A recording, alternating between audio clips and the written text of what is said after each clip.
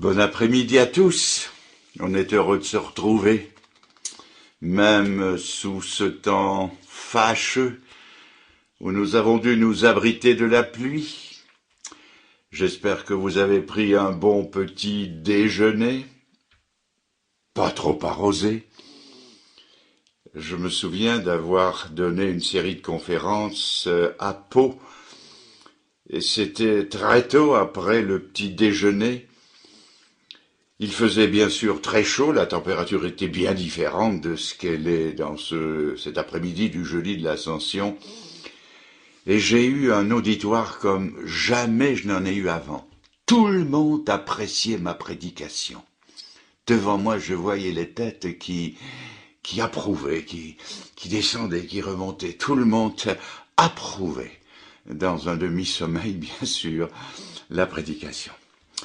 Alors nous venons aux choses sérieuses et nous ouvrons à nouveau notre Bible. Je vais relire dans le premier livre des rois au chapitre 17.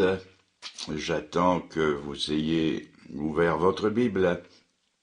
Chapitre 17 du premier livre des rois, et je reprends les quelques premiers versets. Élie, l'un des habitants de Galaad, dit au roi Akab: L'Éternel est vivant, le Dieu d'Israël dont je suis le serviteur. Il n'y aura ces années-ci ni rosée ni pluie, sinon à ma parole. La parole de l'Éternel fut adressée à Élie en ces mots: Pars d'ici, dirige-toi vers l'Orient et cache-toi près du torrent de Kérit qui est en face du Jourdain. Tu boiras de l'eau du torrent. J'ai ordonné aux corbeaux de te nourrir là. Il partit et fit selon la parole de l'Éternel, et il alla s'établir près du torrent de Kérit. Les corbeaux lui apportaient du pain et de la viande le matin, et du pain et de la viande le soir. C'était, je le rappelle, le premier pont aérien du monde. Et je continue, il buvait de l'eau du torrent, mais au bout d'un certain temps, le torrent fut à sec, car il n'était point tombé de pluie dans le pays. Voilà ce que nous avons médité ce matin. Et je continue. Je continue à lire à partir du verset 8. Alors la parole de l'Éternel lui fut adressée en ces mots. Lève-toi, va à Sarepta, qui appartient à Sidon, et demeure là. Voici, j'ai ordonné à une femme veuve de te nourrir. Il se leva et il alla à Sarepta. Comme il arrivait à l'entrée de la ville, voici, il y avait là une femme veuve qui ramassait du bois. Il appela et dit, « Va me chercher, je te prie, un peu d'eau dans un vase afin que je boive. » Et elle alla en chercher. Il l'appela à nouveau et dit, « Apporte-moi, je te prie, un morceau de pain dans ta main. » Et elle répondit, « L'Éternel ton Dieu est vivant. Je n'ai rien de cuit. Je n'ai qu'une poignée de farine dans un pot, un peu d'huile dans une cruche. Et voici, je ramasse 2 morceaux de bois. Puis je rentrerai, je préparerai cela pour moi, pour mon fils. Nous mangerons, et après nous mourrons. » Élie lui dit, « Ne crains point, rentre, fais comme tu l'as dit. Seulement prépare-moi d'abord avec cela un petit gâteau, et tu me l'apporteras. Tu en feras ensuite pour toi et pour ton fils, car ainsi parle l'Éternel, le Dieu d'Israël. La farine qui est dans le pot ne manquera point, et l'huile qui est dans la cruche ne diminuera point, jusqu'au jour où l'Éternel fera tomber de la pluie sur la face du sol. » Elle alla, et elle fit selon la parole d'Élie. Et pendant longtemps elle eut de quoi manger, elle et sa famille aussi bien qu'Élie. La farine qui était dans le pot ne manqua point, et l'huile qui était dans la cruche ne diminua point, selon la parole que l'Éternel avait prononcée par Élie. Après ces choses, le fils de la femme, maîtresse de la maison, devint malade, et sa maladie fut si violente qu'il ne resta plus en lui de respiration. Cette femme dit alors à Élie, « Qu'y a-t-il entre toi et moi, homme de Dieu ? Es-tu venu chez moi pour rappeler le souvenir de mon iniquité et pour faire mourir mon fils ?» Il lui répondit, « Donne-moi ton fils. » Il le prit du sein de la femme, le monta dans la chambre haute où il demeurait, et le coucha sur son lit. Puis il invoqua l'Éternel et dit, « Éternel mon Dieu, est-ce que tu affligerais au point de faire mourir son fils, même cette veuve chez qui j'ai été reçu comme un hôte ?» Il s'étendit 3 fois sur l'enfant, invoqua l'Éternel et dit, « Éternel mon Dieu, je t'en prie, que l'âme de cet enfant revienne au-dedans de lui. » L'Éternel écouta la voix d'Élie, et l'âme de l'enfant revint au-dedans de lui, et il fut rendu à la vie. Élie prit l'enfant, le descendit de la chambre haute, dans la maison, et le donna à sa mère. Et Élie dit, « Vois, ton fils est vivant. » Et la femme dit à Élie, « Je reconnais maintenant que tu es un homme de Dieu, et que la parole de l'Éternel dans ta bouche est vérité. »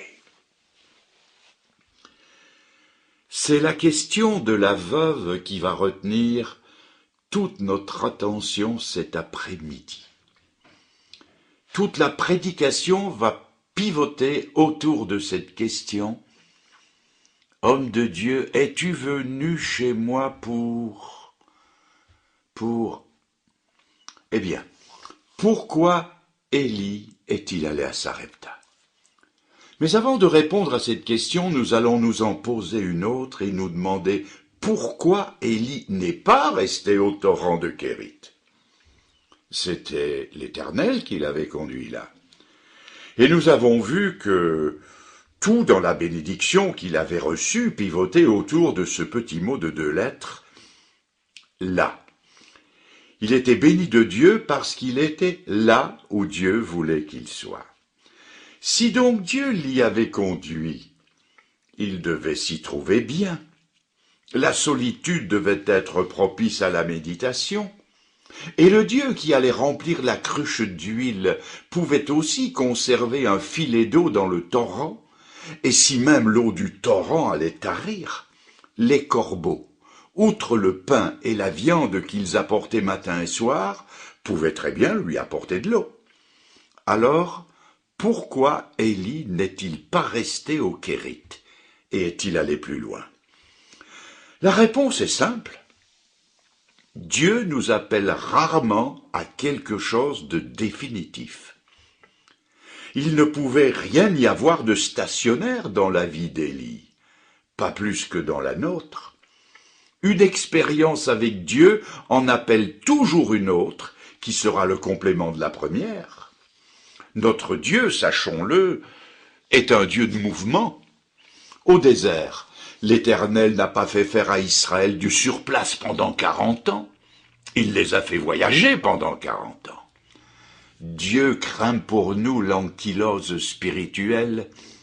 Il sait très bien que nous risquons toujours d'être sclérosés dans notre vie intérieure. Alors, il nous fait faire des choses nouvelles, en nous conduisant vers de nouvelles expériences. C'est aussi le langage du Nouveau Testament. Notre Seigneur ne restait pas en place, il allait de lieu en lieu, faisant du bien à tous, délivrant ceux que le diable avait asservis à sa puissance, nous dira l'apôtre Pierre dans son impressionnant discours à la maison de Corneille, dans le livre des Actes chapitre 10 et verset 38. L'apôtre Paul n'était jamais arrivé à sa dernière expérience.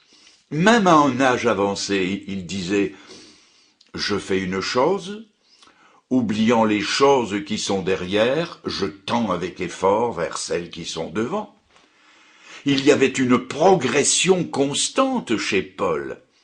Il nous exhortera à aller de progrès en progrès. Il dira aux Corinthiens « Quand j'étais un enfant, je parlais comme un enfant. Et puis quand je suis devenu adulte, j'ai laissé les choses de l'enfance. » Le grand reproche qu'il fait aux Corinthiens, c'est d'en être resté aux choses enfantines.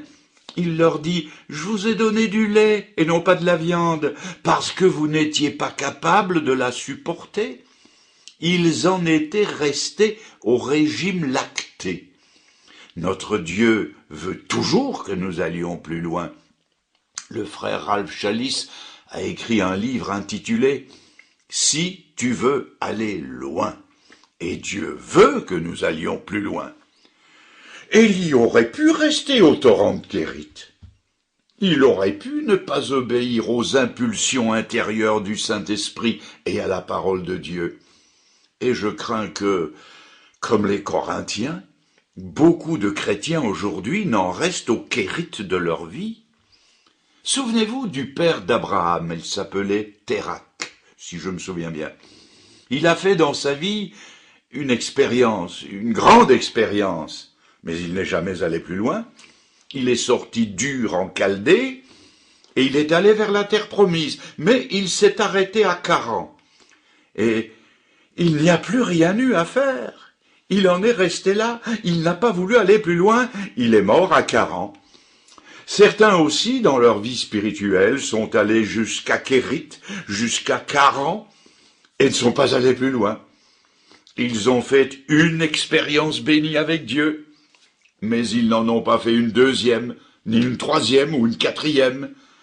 Il y a 2 ans, 5 ans, 10 ans, 30 ans peut-être, que l'eau du baptême a séché sur leur peau, et ils en sont restés là, au souvenir de ce premier et ultime plongeon. Ils en sont restés au niveau de leur conversion, et ils sont là depuis longtemps, à attendre. Ils ne savent plus quoi. Il y a belle lurette que l'eau a tari au torrent. Leur vie s'est desséchée, et ils lèvent vers le ciel des yeux suppliants, dans l'attente de corbeaux qui ne reviendront plus. Leur seule consolation, c'est de se décerner des brevets de constance et de persévérance. Comme l'apôtre Pierre à qui le Seigneur a demandé de tuer et de manger certaines choses, il croirait pécher contre Dieu à l'idée de faire quelque chose de nouveau, quelque chose d'autre.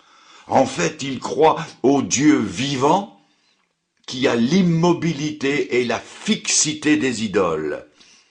Pour se donner bonne conscience, il cite l'Écriture qui dit « Ne vous conformez pas au siècle présent » et il l'interprète « Conformons-nous donc au siècle passé ». Et ils ajoutent « Mais vous savez, nos pères ceci, nos pères cela. » Mais laissons-les tranquilles, nos pères. Ne couvrons pas nos faillites de leur grandeur. Parce que si nos pères ont été grands, c'est parce que eux ne se sont pas arrêtés au Kérit. Ils ne se sont pas, comme dit l'apôtre Pierre, attachés à la vaine façon de vivre qu'ils avaient reçue de leur père. Ils ont rué dans les rangs, dans les brancards, ils ont bousculé des traditions. Lisez l'histoire des réveils. Ils ont laissé au Kérit ceux qui voulaient y rester, et ils sont allés plus loin. Il ne faut pas chercher ailleurs le secret de leur grandeur. Ne remuons pas les cendres de nos pères, elles sont trop chaudes. Notre tiédeur s'y brûlerait. N'allons surtout pas les déranger dans leur tombe, parce que si nos pères se réveillaient, nous n'endormirions plus. Alors, la question qui se pose à nous, c'est « Voulons-nous aller plus loin? Voulons-nous aller à Sarepta ?» Le Saint-Esprit le veut, et nous devons tous envisager d'y aller un jour, et d'y aller aujourd'hui. Maintenant, que veut dire Sarepta? Eh bien, Sarepta est un mot qui, traduit en français, veut dire « affinage ». Affinage. C'est le programme de Dieu pour nos vies. Et pour y conduire Élie, et nous avec lui, Dieu met fin à une première expérience et l'engage dans une deuxième. C'est pourquoi l'eau qui tarit est pour moi un aussi grand miracle que le pain et la viande que les corbeaux apportaient. Car l'eau qui s'arrête de couler au torrent va obliger Élie à aller plus loin. Et cela va coïncider avec les dernières tentatives de survie de cette pauvre femme. La première question a ainsi déjà reçu sa réponse. Pourquoi Élie n'est-il pas resté au Kérit? Parce que Dieu voulait qu'il aille plus loin. Maintenant, la deuxième question est pour nous celle que la veuve a posée.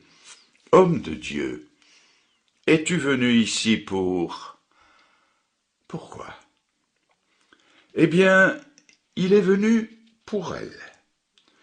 Ce n'est pas pour lui seulement, mais c'était aussi pour elle. Voyez-vous, toutes les expériences spirituelles que Dieu nous fait faire, ce n'est pas pour que nous nous en emparions en avare, mais pour que nous en fassions profiter d'autres. Il n'est pas d'expérience avec Jésus-Christ, si intime fût-elle, qui ne soit profitable aux autres autant qu'à nous-mêmes. Les victoires que nous remportons dans le secret de notre cœur ont une répercussion sur l'influence que nous avons sur les autres. C'est pourquoi il vaut la peine de remporter des victoires là où les hommes ne voient pas.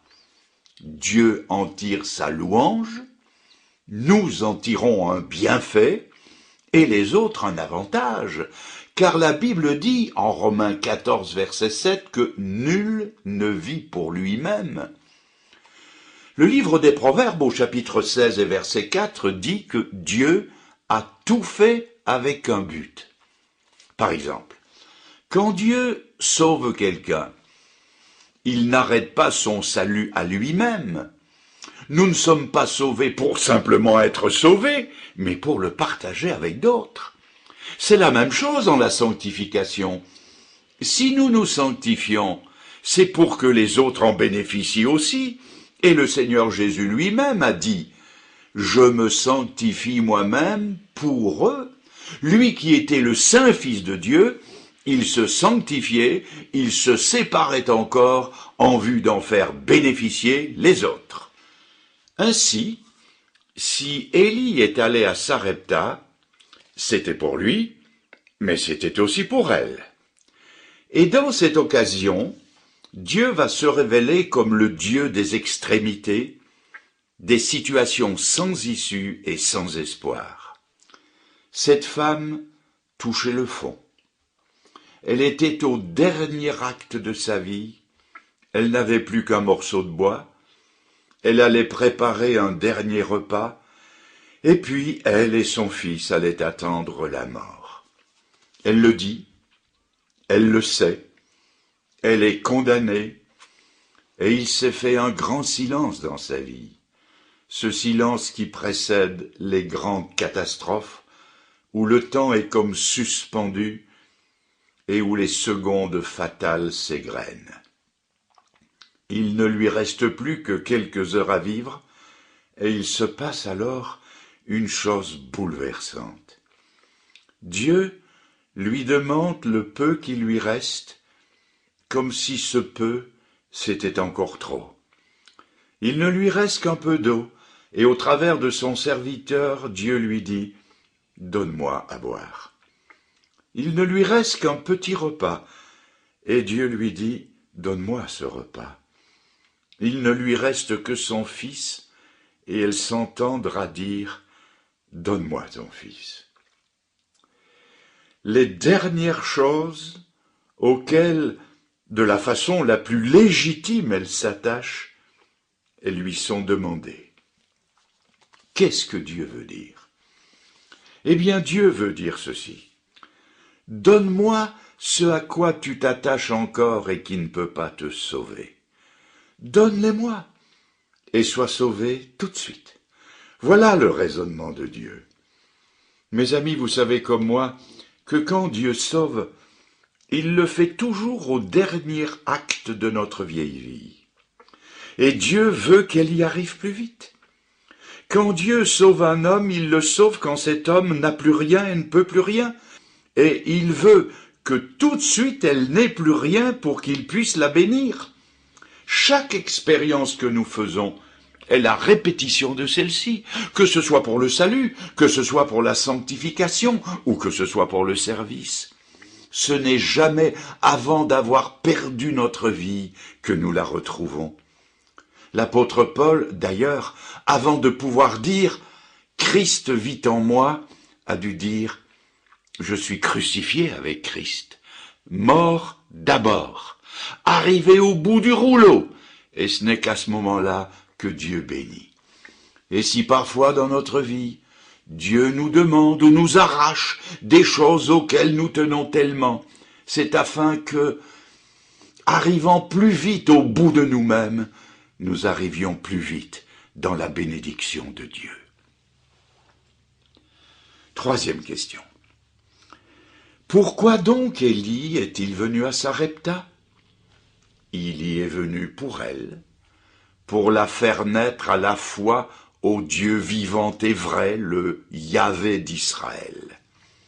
N'est-ce pas ce qu'a dit Jésus dans sa prière sacerdotale, dans l'évangile de Jean, chapitre 17 et verset 3, « La vie éternelle, c'est qu'ils te connaissent, toi, le seul vrai Dieu, et celui que tu as envoyé, Jésus-Christ. » Mais si Élie est venu à Sarepta, ce n'était pas seulement pour la faire naître à la fois au Dieu vrai et au seul vrai Dieu, mais c'était aussi, suivez-moi bien, pour que sa foi, donc la foi de cette femme, s'effondre et se ravive plus forte qu'avant. Cela, je le sais, demande une explication. Si la foi de cette femme est devenue réelle, elle n'avait cependant pas ce raffinement qui lui en donne son prix. Sa foi toute neuve était très semblable à la foi de ces gens dont il est parlé dans le chapitre 2 de l'évangile de Jean. Beaucoup crurent en Jésus parce qu'ils voyaient les miracles qu'il faisait. Mais il est tout de suite ajouté, mais Jésus ne se fiait pas à eux. Autrement dit, Jésus ne les a pas reconnus comme d'authentiques croyants.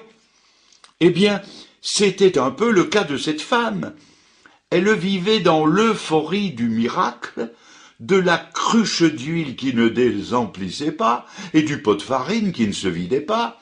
C'était la foi du merveilleux.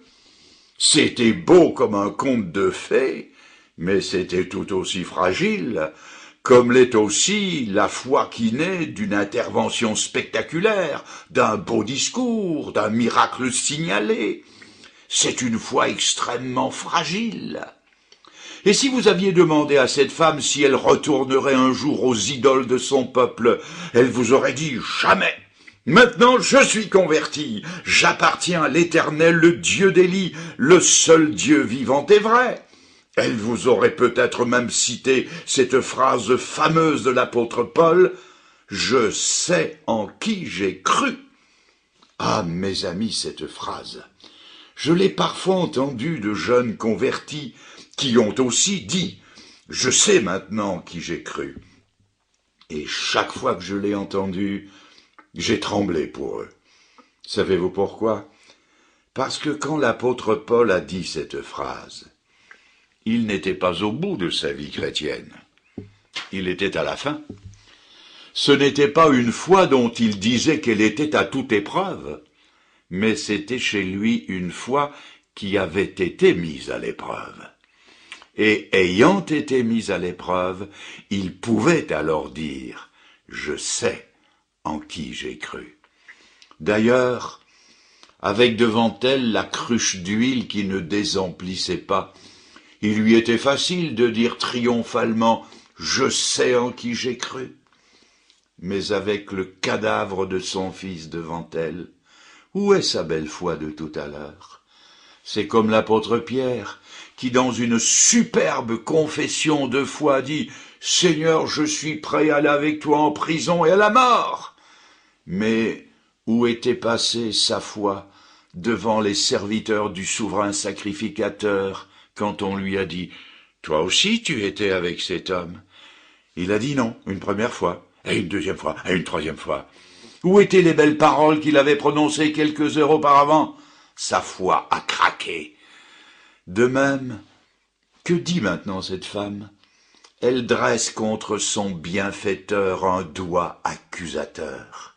De quel œil regarde-t-elle maintenant le serviteur de Dieu? Je vous le demande, où sont l'huile et la farine d'hier? Non, mes amis, une foi non affinée a tôt fait d'oublier les bienfaits de Dieu. Une foi non affinée fluctue sur les impressions du moment. Une foi qui n'a pas été affinée est sur les hauteurs quand tout va bien, et elle est dans le tombeau dès que tout va mal. L'apôtre Paul, lui, avait une foi quasi insensible aux changements de circonstances. La prison n'était pas faite pour démonter sa foi. Dans la prison de la ville grecque de Philippe, lui et son compagnon Silas chantaient des cantiques. Et quand plus tard il sera tout seul dans l'un des donjons de l'empereur romain Néron, il écrira une de ses lettres, les lettres de prison, la lettre aux Philippiens, où constamment il parlera de joie, et même lorsqu'il va rencontrer la plus terrible épreuve de sa vie, qu'il sera traduit devant le tribunal romain qui va le condamner à mort, et qu'il devra dire « Tous m'ont abandonné, je suis resté seul », il ajoutera cependant « Mais le Seigneur s'est tenu tout près de moi. Sa foi est restée ferme et sereine, comme le ciel quand il est bleu. » Donc, Élie était venu pour que elle naisse à la foi, pour que sa foi s'effondre et pour qu'elle renaisse plus forte qu'avant. Nous posons maintenant une quatrième question. Pourquoi Élie est-il allé à Sarepta? Eh bien, pour qu'il y ait correspondance. Je dis bien correspondance entre la femme et le lieu qu'elle habitait. Savez-vous pourquoi la foi de cette femme devait s'affiner? Mais justement, parce qu'elle était de Sarepta, et que Sarepta veut dire affinage. Avez-vous remarqué que nous associons toujours les personnes avec le lieu d'où elles viennent?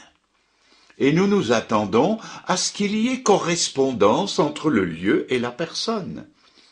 C'est ainsi que quand nous rencontrons des amis marseillais, je sais qu'il y en a quelques-uns parmi nous aujourd'hui, nous nous attendons à ce qu'ils aient l'accent.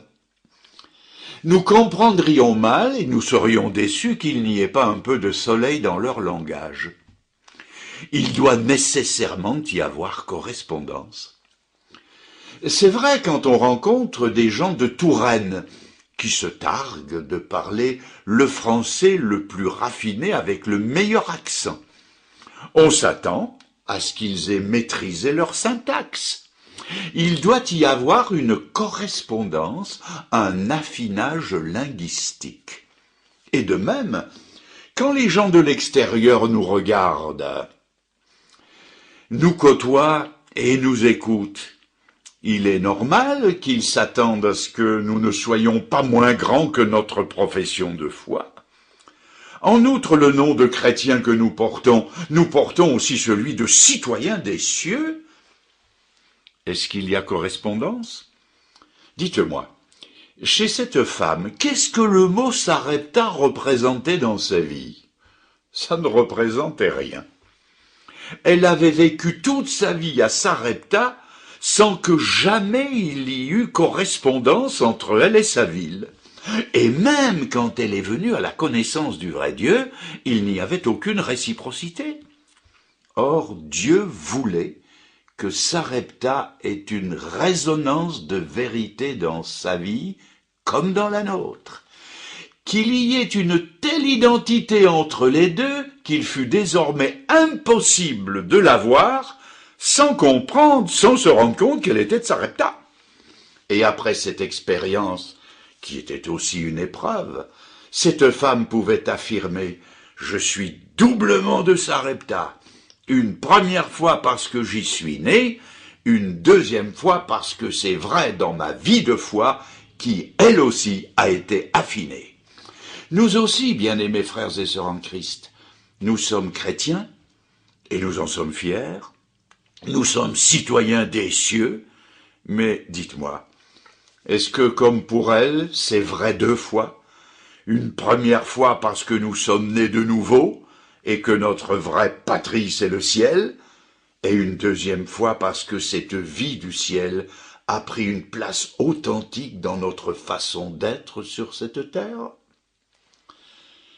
Cinquièmement, pourquoi Élie est-il venu à Sarepta? Pour toutes les raisons que je viens d'énumérer, et pour une autre que voici. Et là, nous reprenons la question de cette veuve.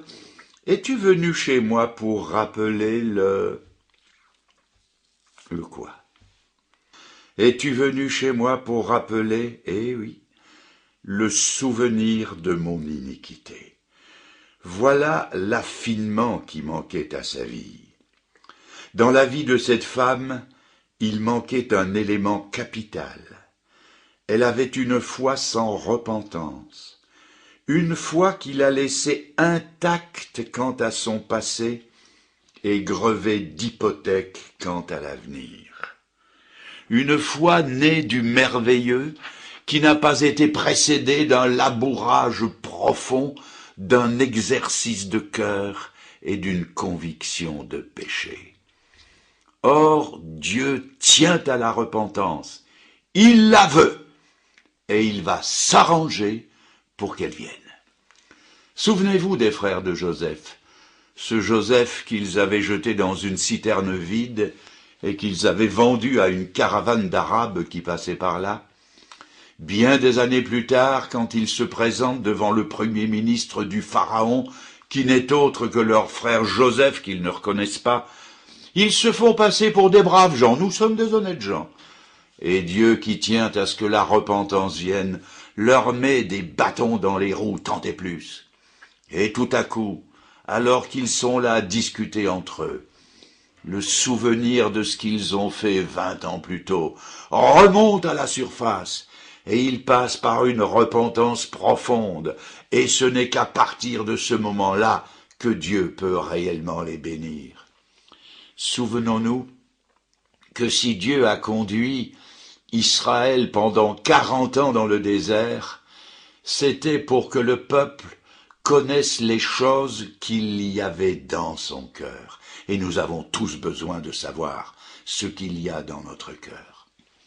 Mes amis, je voudrais vous livrer ici les expériences d'un évangéliste. Je regrette que dans nos campagnes d'évangélisation, et malgré la prédication la plus fidèle qui soit, il y ait si peu de conversion dans les larmes et dans la repentance.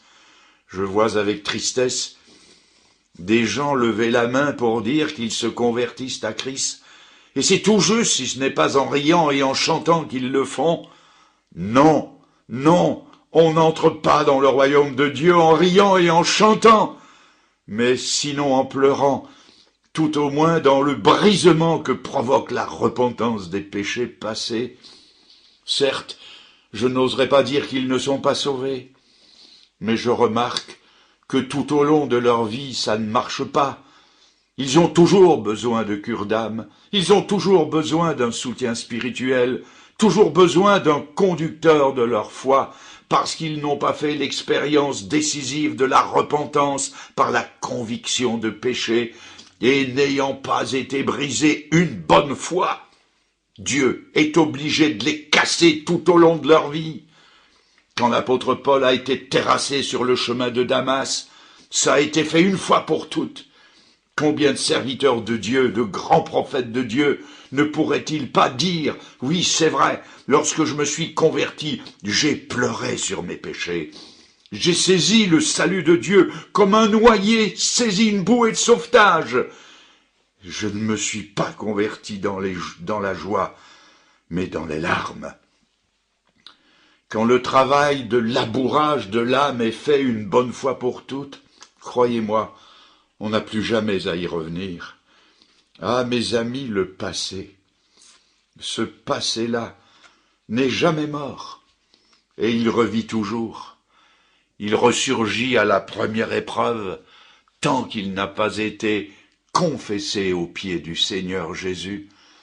Et croyez-moi, l'expérience m'a prouvé qu'il peut se passer bien des années avant qu'un homme se souvienne de ses péchés.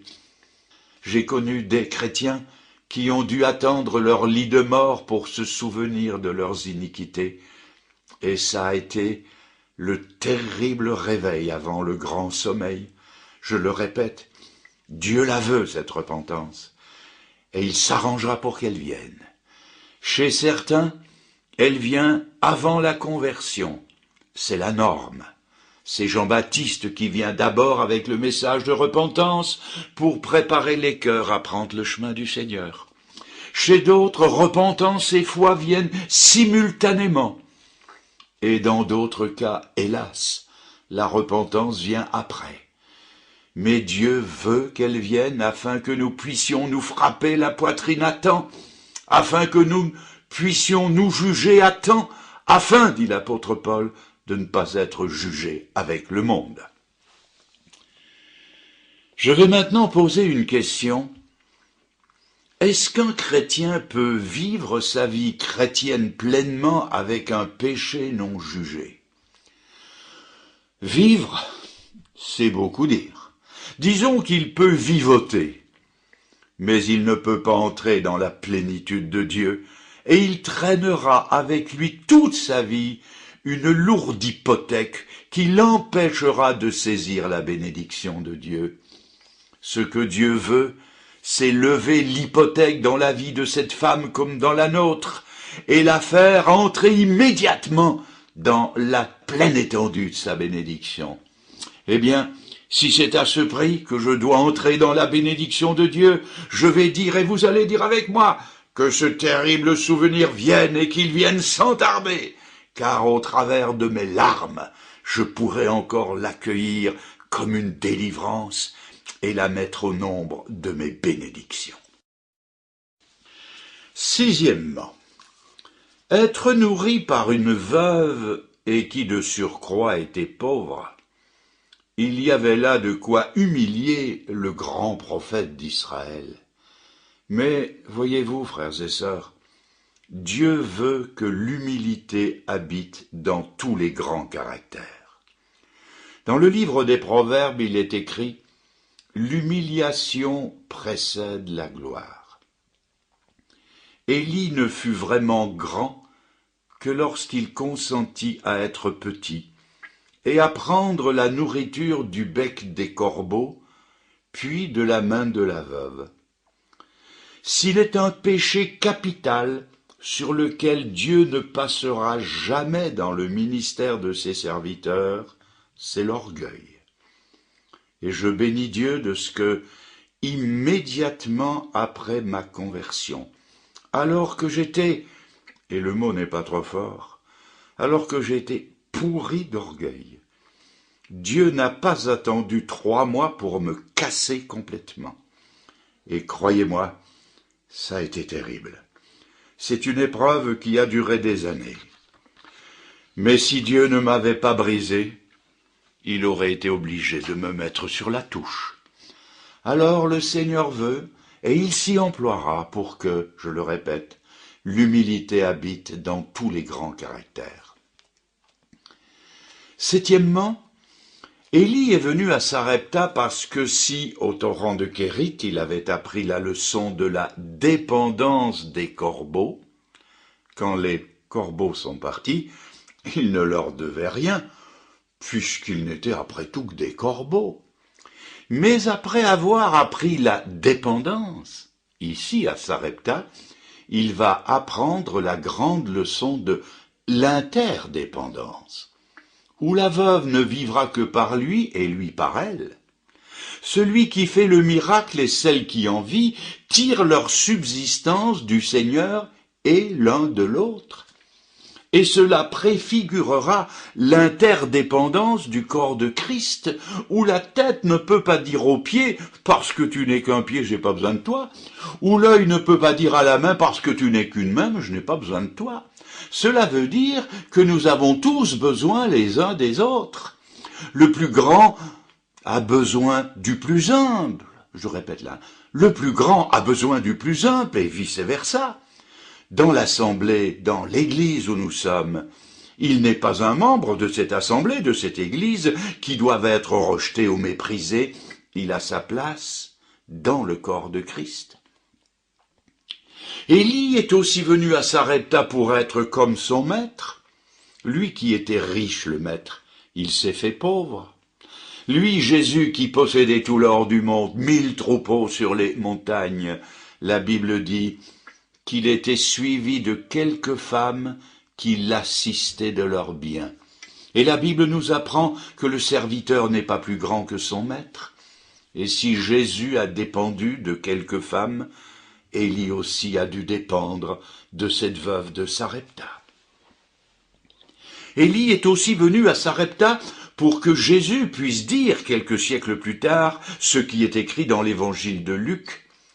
Il y avait beaucoup de veuves en Israël du temps d'Élie le prophète, mais Élie ne fut envoyé vers aucune d'elles, si ce n'est vers celle de Sarepta. Et ces paroles sont un avertissement pour les privilégiés qui connaissent le nom du Seigneur, mais qui vivent sans se soucier de ses lois. Cela nous apprend que Dieu n'est pas lié et que sa grâce peut passer à d'autres. Sérieux avertissement pour les enfants de chrétiens. La position de priorité qui est la leur peut être détournée et passer à d'autres. Jésus a dit aux Juifs qui se croyaient enfants d'Abraham par la simple filiation physique. De ces pierres, Dieu peut susciter des enfants à Abraham. Le Seigneur a encore dit, il en viendra de l'Orient, de l'Occident, du Nord et du Sud, qui seront à table avec Abraham, et les enfants du royaume seront jetés dehors. Huitièmement, si Élie est venu à Sarepta, c'est pour que lui aussi se pose la question « Pourquoi ?» La femme lui a dit « Pourquoi es-tu venu ?» Et il s'est posé la même question. Il a connu à son tour ce désarroi intérieur, et il l'a exprimé dans ce verset 20. Il coucha l'enfant sur son lit, il invoqua l'Éternel Dieu et dit « Ô Éternel, mon Dieu, est-ce que tu affligerais au point de faire mourir son fils, même cette veuve chez qui j'ai été reçu comme un hôte ?» Élie a dû se poser lui aussi des questions quand il a vu la mort de cet enfant. Moïse aussi, autrefois, s'est posé bien des questions et il a dit au Seigneur, « Seigneur, pourquoi m'affliges-tu de cette façon? Pourquoi n'ai-je pas trouvé grâce à tes yeux ?» Et Élie n'a pas pu répondre au pourquoi de la veuve. Il avait assez de pourquoi à poser et à se poser. Il est monté avec le cadavre de l'enfant, et là, seul devant Dieu, il lui a dit, « Seigneur, pourquoi? Pourquoi ?» Et moi aussi, rien que dans mon ministère, que de questions n'ai-je pas posées au Seigneur? Pourquoi, Seigneur, le message de vie doit-il être accompagné d'une expérience de mort? Cette parole d'Adolphe Monod, qui a dit « Oh, la croix !» de la prédication de la croix. Pourquoi, Seigneur, as-tu confié un message de vie qui ne se manifeste que hors de la mort? Seigneur, pourquoi as-tu confié à tes serviteurs un message qui, par certains côtés, ne plaît ni à celui qui le dit, ni à celui qui l'entend? Combien souvent n'ai-je pas pensé dans mon cœur et même dit à Dieu, mais Seigneur, pourquoi faut-il que la bonne nouvelle de l'Évangile soit accompagnée d'une aussi mauvaise nouvelle que celle du jugement? Seigneur, pourquoi me fais-tu caresser les gens à rebrousse-poil? Ils sont comme des chats remplis d'électricité et ça griffe parfois. Mais Dieu l'a voulu ainsi. Il a voulu que ce soit hors de la mort que se manifeste la vie. C'est sur un message de jugement de péché et de repentance que vient alors, et seulement alors, se greffer le message du pardon et de l'offre de la grâce de Dieu. Neuvièmement, pourquoi Élie est-il allé à Sarepta? Eh bien, il y est allé pour la postérité. Je souligne le mot pour la postérité. Il est surprenant de constater qu'il y a une similitude extraordinaire entre le miracle accompli par Élie et le miracle accompli par son successeur Élisée. Cela nous est rapporté dans le 2e livre des Rois, au chapitre 4 et au verset 33. Je vous lis. Élisée entra et ferma la porte sur eux deux, c'est-à-dire l'enfant qui est mort et lui. Et il pria l'Éternel, il monta et se coucha sur l'enfant, et mit sa bouche sur sa bouche, ses yeux sur ses yeux, ses mains sur ses mains, il s'étendit sur lui, et la chair de l'enfant se réchauffa, Élisée s'éloigna, alla çà et là par la maison, puis remonta et s'étendit sur l'enfant, et l'enfant éternua cette fois, et il ouvrit les yeux. Ce miracle est presque une copie du premier, et on peut en déduire aisément qu'Élisée a trouvé dans la façon de faire de son père spirituel une inspiration quant à la marche à suivre. Dans une heure critique, toute pareille à celle-ci, il n'a plus eu qu'à suivre les jalons qui avaient été posés par Élie. Élie lui avait légué un trésor qui ne se comptait pas en or ou en argent, mais en exemple. Déjà une première fois, quand Élie a traversé le Jourdain, et qu'Élisée a vu les chars et les chevaux de feu emporter son maître au ciel, Élisée s'est retrouvé tout seul avec à ses pieds le manteau d'Élie. Ce manteau avait frappé le Jourdain et le Jourdain s'était fendu. Élisée s'est écrié « Où est le Dieu d'Élie ?» Il a repris le manteau, en a frappé le Jourdain et le miracle s'est reproduit. Ici aussi, il se souviendra de celui qui est passé par là et il s'inspirera du modèle qui lui a été laissé. Donc on peut dire qu'Élie est venu à Sarepta pour la postérité. C'est pourquoi, frères et sœurs, nous devons veiller à bien vivre notre vie chrétienne, parce que nous jetons sur ceux qui nous suivent une influence dont ils ne se rendent peut-être pas toujours compte, qu'ils rejettent même. Mais quand viendront les grandes crises de la vie, lorsqu'à leur tour ils se trouveront désemparés, ils se souviendront des exemples qu'ils ont vus, des pensées dont nous les avons entretenues, des prières dont nous les avons entourés, et alors le Saint-Esprit viendra illuminer leur vie, et ils s'écrieront comme Élisée, « Où est le Dieu d'Élie? Où est le Dieu de mon père? Où est le Dieu de ma mère? Où est le Dieu de mes anciens? Où est le Dieu de mon Église ?» Et pour certains d'entre eux, ce sera l'occasion de retrouver le chemin qui conduit à la maison du Père.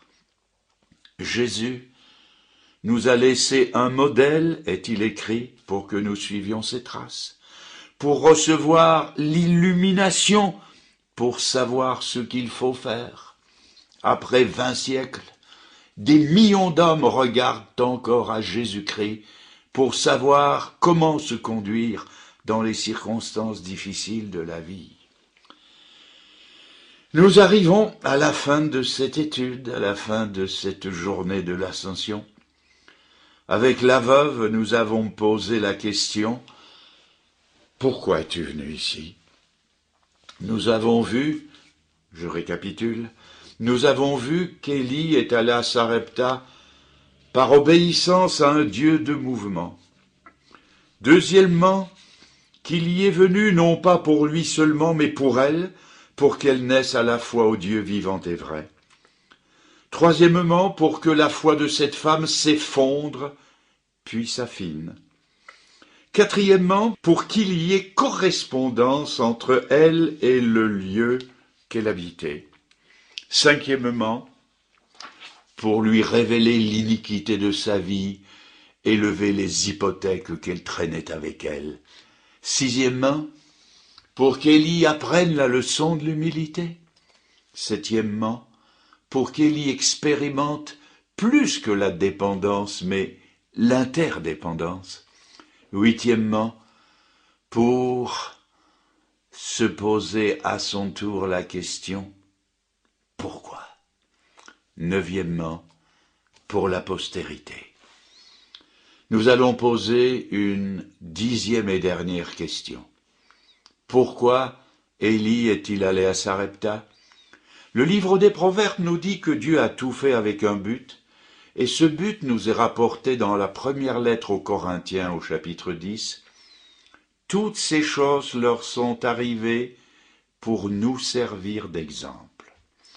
Toutes ces choses leur sont arrivées pour nous. Si donc c'est pour nous, il vaut la peine d'obéir à la parole de Dieu, de suivre les impulsions de l'esprit et d'aller à Sarepta, même si c'est pour y rencontrer les pourquoi es-tu venu ici, qui nous viennent de tous les azimuts? Car outre le fait que cette histoire se termine d'une façon heureuse, Sarepta, c'est une étape inévitable, indispensable, sur le chemin qui conduit à un service plus grand, et finalement aux chars et aux chevaux de feu. Et celui qui voudra y monter aura soin d'écouter la voix du Saint-Esprit qui nous dit en Ésaïe 30, verset 21, que je cite librement, « Que vous alliez à droite ou à gauche, tes oreilles entendront derrière toi une parole qui te dira « Sarepta, affinage, c'est ici le chemin, marchez-y. » Et je répète, « Sarepta, c'est ici le chemin, marchez-y. » Inclinons-nous à présent dans la prière. Seigneur, tu nous donnes dans ta parole des exhortations tellement substantielles, elles se révèlent être d'une envergure exceptionnelle. Tu ne veux pas que nous nous contentions de médiocrité, que nous nous arrêtions à une première expérience, et qu'ayant commencé par l'esprit, nous finissions par la chair. Tu fais passer devant nous un épisode de la vie de ton serviteur qui nous invite à aller plus loin, jusqu'à Sarepta et avec toi. Seigneur, tiens-nous sous l'influence sanctifiante de ces vérités que nous donne ta parole. Par l'action de ton esprit, poursuis et complète cet affinage que tu as commencé en nous. Achève ton œuvre dans nos vies jusqu'à ce qu'elle ait cette qualité de foi qui a du prix à tes yeux. Seigneur, nous allons nous séparer, nous allons reprendre nos voitures, les cars qui nous ont amenés, nous allons quitter la grande foule pour retrouver le petit nombre. Nous te demandons, Seigneur, que les leçons apprises aujourd'hui s'incrustent dans nos vies et que nous ne les oublions jamais. Nous te le demandons ensemble, au nom de celui que tu nous as donné, le Seigneur Jésus. Amen, Seigneur.